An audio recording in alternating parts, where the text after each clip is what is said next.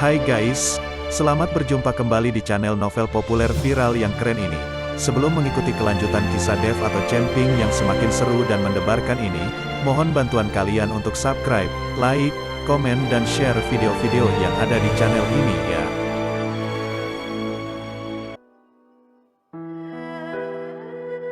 Perintah Kaisar Naga bab 3095, 3096,3097.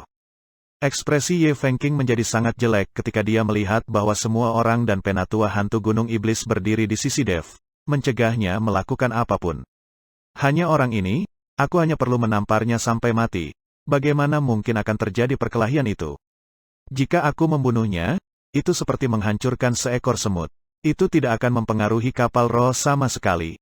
Ye Fengqing berkata dengan keras. Jika dua orang memiliki kekuatan yang sama, kapal roh tidak akan mampu menahan retakan akibat pertarungan. Tetapi ada celah besar dalam kekuatan antara dia dan Dev. Tidak ada yang namanya pertarungan sama sekali, dia merasa seperti telah menamparkan Dev, seorang kultivator kecil kelas 5 di alam komposit, sampai mati dengan satu tamparan. Ketika semua orang mendengarnya, mereka merasa bahwa apa yang dikatakan Ye Fengqing masuk akal. Jadi mereka tutup mulut. Tuan Ye benar, orang ini hanya berada di peringkat kelima dari alam komposit. Jangankan Tuan Ye, bahkan jika saya yang bergerak, saya bisa menamparnya sampai mati. Hal semacam ini tidak bisa menyebabkan perkelahian sama sekali, dan bahkan lebih tidak mungkin kapal roh itu rusak. Zhou Tai berdiri dan membantu Ye Fengqing berbicara. Dia sudah tidak puas dengan Dev dan yang lainnya, dan dia ditahan untuk melakukan sesuatu di kapal roh. Jadi sekarang dia menggunakan tangan Ye Fengqing untuk membunuh Dev, sehingga dia bisa melampiaskan amarahnya. Kali ini, tidak ada yang menghentikan Ye Fengqing, jadi Ye Fengqing memandang penatua hantu gunung iblis. Penatua hantu gunung iblis, tidak ada yang berbicara sekarang. Apakah kamu masih mau menghentikanku? Aku sudah mengatakannya sebelumnya, aku tidak akan membiarkan siapapun mengancam keselamatanku. Tidak peduli kau membunuhnya atau tidak, kapal rohnya akan rusak. Bahkan jika ada kemungkinan 1/10.000, aku tidak akan setuju. Penatua hantu gunung iblis berkata dengan wajah serius. Ye Fengqing melihat bahwa hantu gunung iblis tidak memberinya wajah, dan segera berkata dengan marah, aku akan memberimu wajah, itu sebabnya aku bertanya, sekarang aku akan membunuhnya, mari kita lihat siapa yang berani menghentikanku. Jika kamu berani melakukannya, maka kapal roh ini pasti akan rusak dan tenggelam, dan kita semua akan mati saat itu. Setelah selesai berbicara, Ye Fengqing tidak peduli dengan penatua hantu gunung iblis, dan menamparkan Dev dengan satu telapak tangan. Dengan telapak tangan ini, Ye Fengqing tidak berani menggunakan seluruh kekuatannya. Lagi pula, dia tidak perlu menggunakan seluruh kekuatannya untuk membunuh Dev, kultivator kelas 5 dari alam tubuh komposit. Terlebih lagi, sebagai orang di alam lintasan kesengsaraan, jika Dev mati dengan seluruh kekuatannya, maka kapal roh pasti akan rusak. Dev, Tuan Dev, melihat ini, Gao Qilan dan Ji Yun ingin bergegas membantu. Meskipun kekuatan mereka berdua hanyalah ibarat setetes air dalam ember, dan kekuatan mereka tidak cukup untuk menghadapi alam lintasan kesengsaraan, tetapi mereka tidak bisa hanya melihat Dev terbunuh. Kamu tidak akan datang ke sini. Kamu baru saja melewati alam lintasan kesengsaraan, kamu tidak bisa membunuhku. Dev memiliki wajah percaya diri saat ini. Karena begitu Ye Fengqing bergerak, dia menemukan bahwa Ye Fengqing tidak beralih ke alam lintasan kesengsaraan tahap kedua. Meskipun kekuatan Dev saat ini tidak dapat mengalahkan Ye Fengqing, tidak akan mudah bagi Ye Fengqing untuk membunuh dirinya. Terlebih lagi, Ye Fengqing meremehkan Dev dan tidak menggunakan kekuatan penuhnya. Jika telapak tangan ini ingin membunuh Dev, maka itu adalah fantasi. Semua orang mendengar bahwa Dev, seorang kultivator kelas 5 di alam komposit, bahkan memandang rendah dirinya di alam transendensi kesengsaraan, dan semuanya melemparkan pandangan menghina. Kematian sudah dekat, dan kamu masih menyombongkan diri, dia belum melintasi alam kesengsaraan, dia tidak tahu, bisakah dia melewatinya, jika dia melewatinya itu akan membuatnya mati tanpa tempat untuk menguburkannya. Anak-anak muda sekarang tidak kuat, tapi mereka cukup sombong. Semua orang meremehkan kata-kata Dev, berpikir bahwa Dev hanya menyombongkan diri. Lagi pula, kultivator kelas 5 dalam kondisi fit memandang rendah kultivator dalam kondisi lintasan kesengsaraan. Ini tidak masuk akal.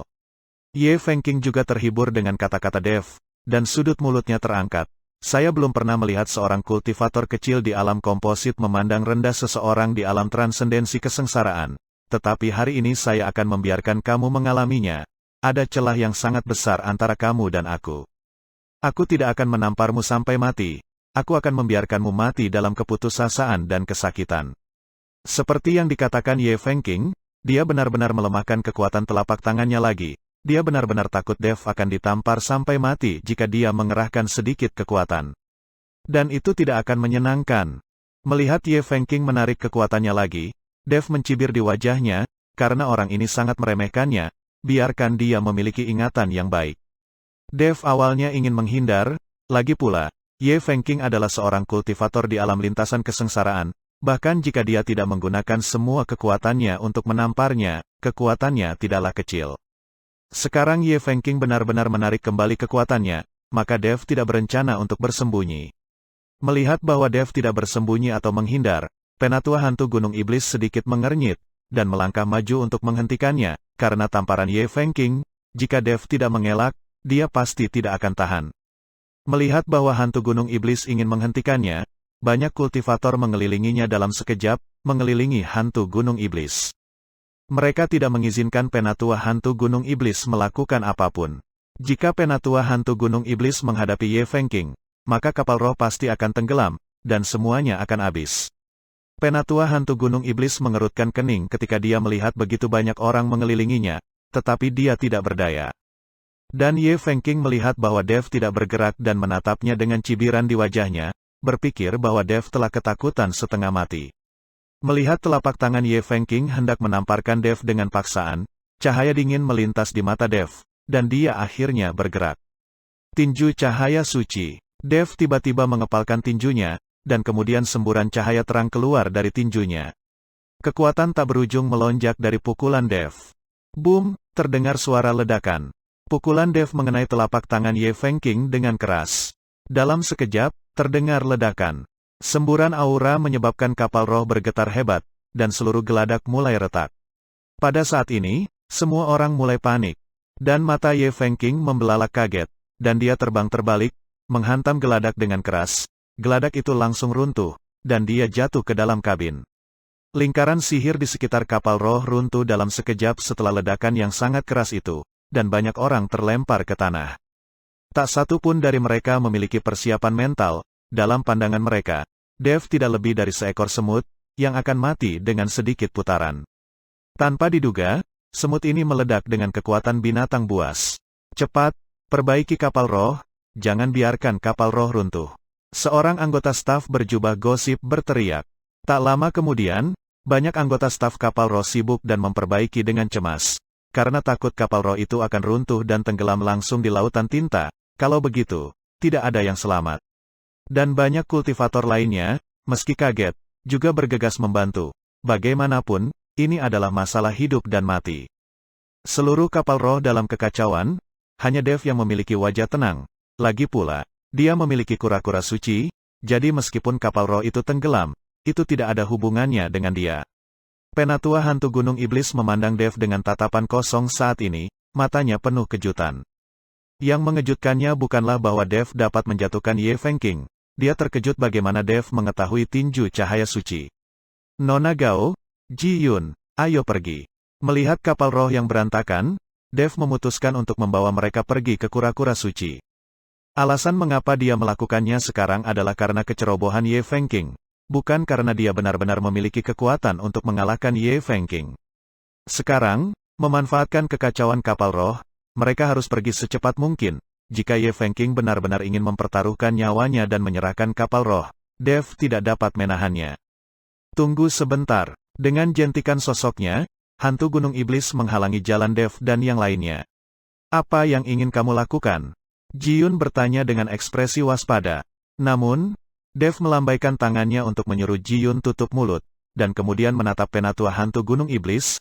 Senior, saya tidak tahu mengapa Anda menghentikan kami.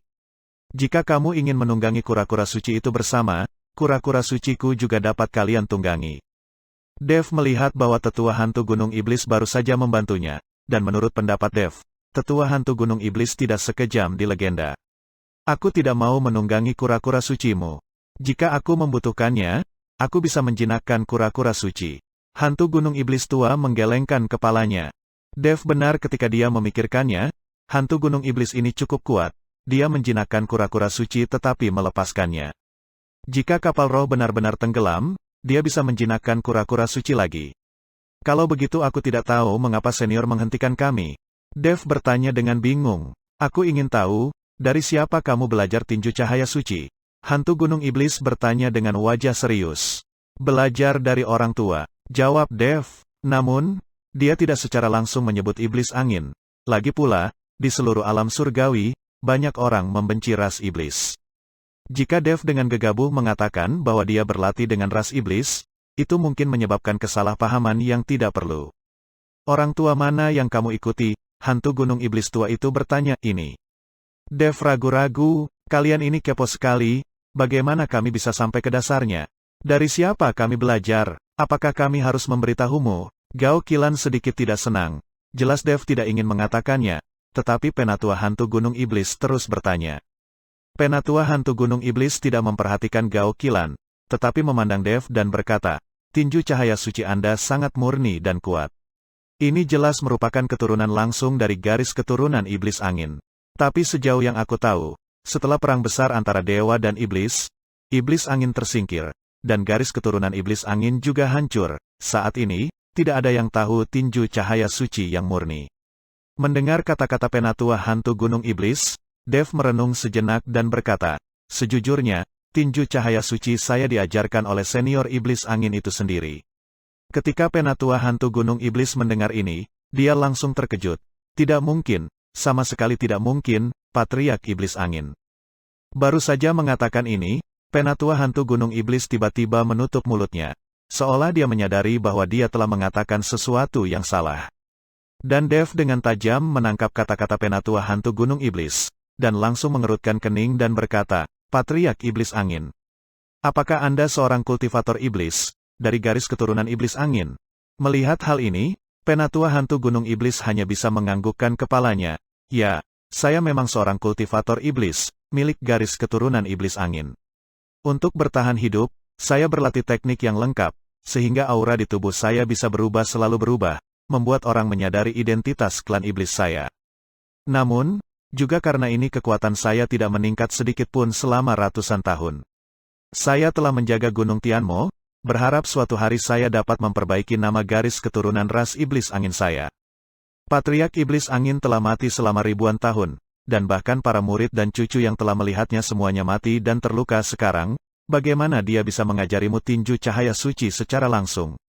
Hantu gunung iblis selalu tidak percaya apa yang dikatakan Dev. Lagi pula itu terlalu keterlaluan. Iblis angin senior tidak mati. Jiwanya yang tersisa ditekan di menara penekan iblis di dunia sekuler. Aku menyelamatkan senior iblis angin secara kebetulan, dan dia mengajariku tinju cahaya suci. Dia juga berkata, beri aku kesempatan, sampai jumpa di Gunung Tianmo. Dev berkata dengan jujur. Apa, patriark iblis angin tidak mati? Dia kembali ke Gunung Tianmo. Kenapa aku tidak melihatnya? Wajah penatua hantu gunung iblis penuh kegembiraan, dan tubuhnya sedikit gemetar. Kalau begitu aku tidak tahu. Mungkin dia hanya sisa jiwa, dan dia tidak ingin orang tahu. Mungkin dia akan muncul saat tubuhnya pulih. Dev juga tidak mengerti mengapa iblis angin tidak pernah muncul. Tapi pikirkanlah, iblis angin hanya memiliki sisa jiwa yang tersisa. Dan kekuatannya harus sangat berkurang. Jika dia muncul sekarang, dia mungkin akan ditekan lagi. Mungkin dia berpikir belum terlambat untuk muncul setelah dia mendapatkan kembali kekuatan fisiknya. Hantu gunung iblis menatap Dev dengan keras kepala. Kamu tidak berbohong padaku kan? Untuk apa aku berbohong padamu? Apakah itu berarti bagiku? Dan tinju cahaya suciku tidak bisa dipalsukan, kan? Dev tersenyum ringan. Saat ini, penatua hantu gunung iblis benar-benar percaya pada Dev. Bagaimanapun, tinju cahaya suci Dev tidak akan pernah dipelajari oleh siapapun kecuali iblis angin sendiri.